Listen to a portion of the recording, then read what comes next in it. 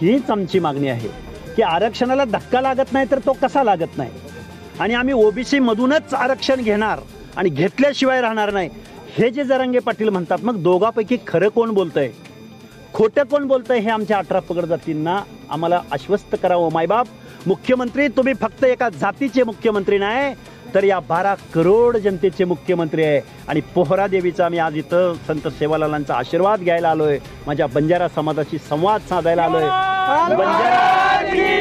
आणि बंजारा समाजाला एक विनंती आहे, धनगर असेल, बंजारा असेल, भटके विमुक्त जाती जमातीमधल्या लोकांना या महाराष्ट्रातल्या लोकांनी असं बिंबवलंय, अरे तुम्ही एनटी मध्ये आहात, तुम्ही भटके आहात, तुम्ही कुठे ओबीसी मध्ये आहात.